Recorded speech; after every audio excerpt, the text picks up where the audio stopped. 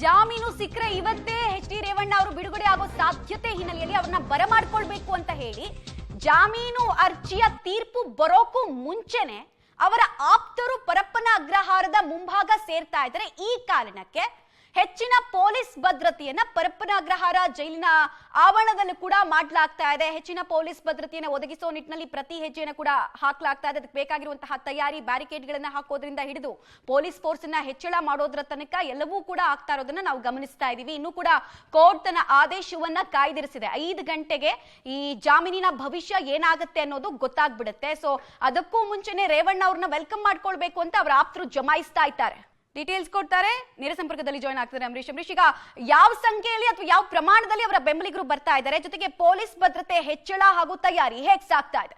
ಮಮತಾ, ಖಂಡಿತವಾಗೂ ಈಗಾಗಲೇ ಏನು ರೇವಣ್ಣವರ ಜಾಮೀನು ಅರ್ಜಿ ವಿಚಾರಣೆ ನಡೀತಾ ಇದೆ. ಹಾಗಾಗಿ ಇವತ್ತು ಬೇಲ್ ಸಿಗುತ್ತೆ ಎಂಬ ಕಾರಣಕ್ಕೆ ಈಗ ಹಾಸನ ಜಿಲ್ಲೆಯಿಂದ ಅವರ ಬೆಂಬಲಿಗರು ಸಾಕಷ್ಟು ಜನ ಬಂದಿದ್ರು. ಜೊತೆಗೆ ಭೇಟಿಯಾಗೋದಕ್ಕೂ ಸಹ ಮನವಿಯನ್ನ ಮಾಡ್ಕೊಳ್ತಾ ಇದ್ದಾರೆ.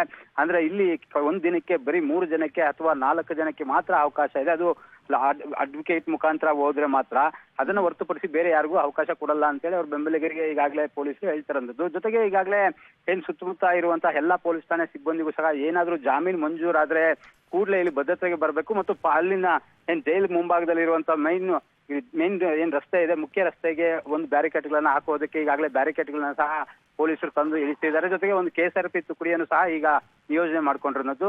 ಅಂದ್ರೆ ಜಾಮೀನು ಏನಾದ್ರು ಮಂಜೂರಾದ್ರೆ ತಕ್ಷಣ ಎಲ್ಲಾ ಪೊಲೀಸ್ ಠಾಣೆಯಲ್ಲಿ ಇರುವಂತಹ ಸಿಬ್ಬಂದಿಯನ್ನ ಇಲ್ಲಿ ಹಾಕೊಳ್ತಾರೆ. ಜೊತೆಗೆ ರೇವಣ್ಣ ಹೋಗ್ಬೇಕಾದ್ರೆ ಎಲ್ಲೂ ಸಹ ಯಾರಿಗೂ ತೊಂದರೆ ಆಗದಿರ್ಲಿ ಈಗ ಭದ್ರತೆಯನ್ನ ಪೊಲೀಸರು ಒಂದು ಪ್ಲಾನ್ ಅನ್ನ ಮಾಡ್ಕೊಳ್ತಿದ್ದಾರೆ. ಹಾಗಾಗಿ ಈಗ ಹೆಚ್ಚಿನ ಸಂಖ್ಯೆಯಲ್ಲಿ ಇನ್ನಷ್ಟು ಏನಾದ್ರು ಜಾಮೀನು ಮಂಜೂರಾದ್ರೆ ಹೆಚ್ಚಿನ ಸಂಖ್ಯೆಯಲ್ಲಿ JDS ಕಾರ್ಯಕರ್ತರು ಇರ್ಬೋದು ಅಥವಾ ರೇವಣ್ಣ ಅಭಿಮಾನಿಗಳು ಇಲ್ಲಿ ಸೇರೋ ಸಾಧ್ಯತೆ ಇರೋ ಹಿನ್ನೆಲೆ ಮುಖ್ಯ ಗೇಟ್ ತನಕನೂ ಸಹ ಸಂಪೂರ್ಣ ಈ ರಸ್ತೆನ ಬಂದ್ ಮಾಡೋದಕ್ಕೂ ಸಹ ಒಂದು ತಯಾರಿಯನ್ನ ಪೊಲೀಸರು ಮಾಡ್ಕೊಳ್ತಾರಂತದ್ದು. ಮಮತಾ, ಒಂದ್ ಕಡೆ ನಾವು ಗಮನಿಸ್ತಾ ಇದ್ವಿ ಭದ್ರತಾ ಸಿಬ್ಬಂದಿಗಳನ್ನ ಹೆಚ್ಚಳ ಮಾಡುವಂತಹ ಕೆಲಸ ಆಗ್ತದೆ.